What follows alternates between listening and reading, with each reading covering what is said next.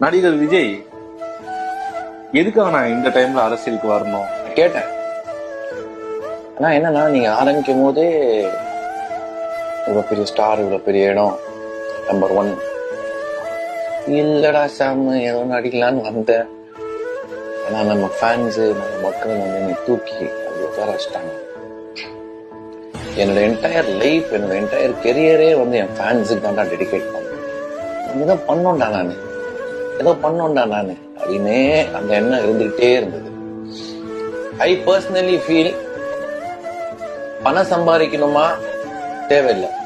500 கோடி ஒரு வருஷத்துக்கு, புகழ் அதுவும் இல்ல, நம்பர் 1 நல்ல லைஃப் ஸ்டைல்.